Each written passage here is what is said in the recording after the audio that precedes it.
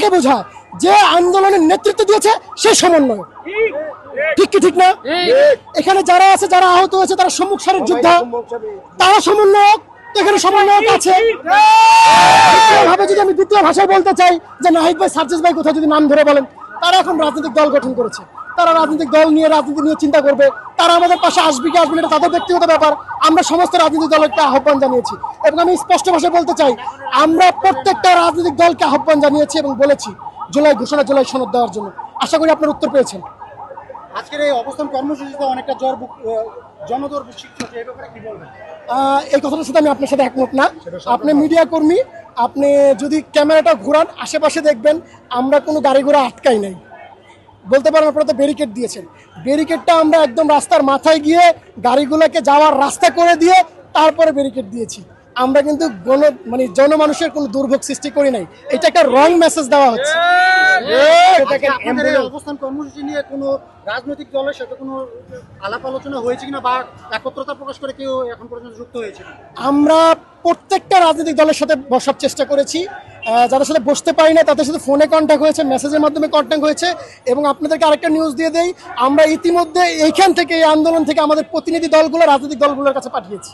এবং আপনারা যদি দেখেন বিভিন্ন রাজনৈতিক দলগুলোর পেজে আমার ছবি বা আমাদের আহতদের ছবি দেখতে পারবেন যে আমরা যে মিটিং করেছি, তাদেরকে আহ্বান জানিয়েছি এবং তাদেরকে বলেছি যে আপনারা যে ঐক্যমত কমিশনের সাথে মিটিং করছেন সেখানে আমাদের জুলাই ঘোষণা, জুলাই সনদ নিয়ে কথা বলেন, যেন আমাদের জুলাই সনদ, জুলাই ঘোষণা দিয়ে দিলে আমাদের জন্য রাস্তায় আসতে না হয়। আজকে এই রাস্তায় দাঁড়ানোর যে ব্যাপারটা আর ওই যে জনমানুষের দুর্ভোগের কথা বলছেন, এইটার জন্য দায়ী হচ্ছে আমি বলবো বাংলাদেশের অশিক্ষিত মূর্খ রাজনীতিবিদগুলা। আর দ্বিতীয়ত হচ্ছে আমাদের বর্তমান যে উপদেষ্টারা আছে তাদেরকে আমরা ক্ষমতায় বসিয়েছি। তারা ক্ষমতায় বসে তারা কার দিকে চেয়ে আছে? তাকে ক্ষমতা দিয়েছে বাংলাদেশের জনগণ, সে কার দিকে তাকায় আছে? তার চোখে চোখ রেখে যদি কোনো উপদেষ্টার, কোনো রাজনৈতিক দলের ওপেন চ্যালেঞ্জ নেওয়ার ক্ষমতা থাকে, আমি জুলাই যোদ্ধাদের পক্ষ থেকে ওপেন চ্যালেঞ্জ করলাম, আমার সামনে এসে দাঁড়িয়ে ফেস টু ফেস কথা বলুন। সে আমাকে প্রশ্ন করবে, আমি উত্তর দিব, আমি প্রশ্ন করব, সে উত্তর দিবে। দেখো,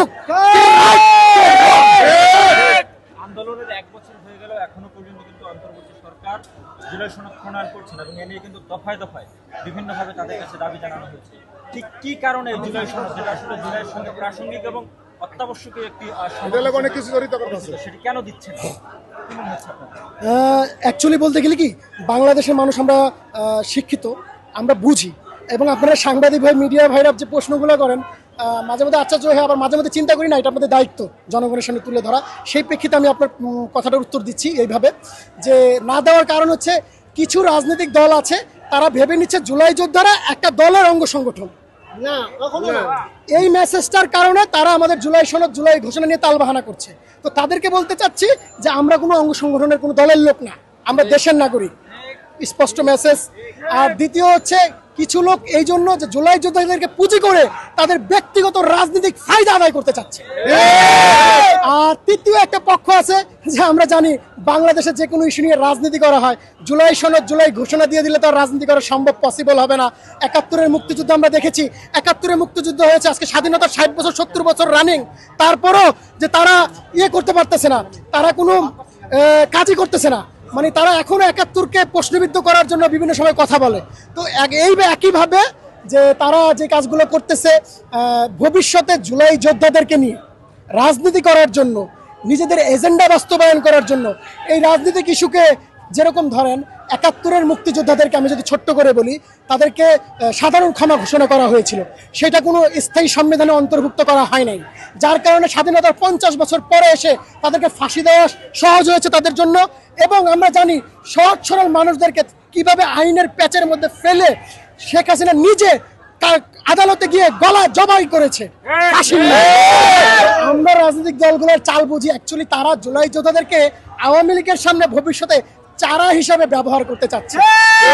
তারা নিজেদের পিঠ বাঁচানোর জন্য জুলাই যোদ্ধাদেরকে তাদের চারা হিসাবে উপস্থাপন করতে চাচ্ছে।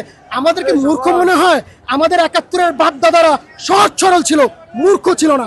আর আমরা তাদের প্রজন্ম, আমরা তো সহজ সরল না, তো আমরা কিভাবে মেনে নিব?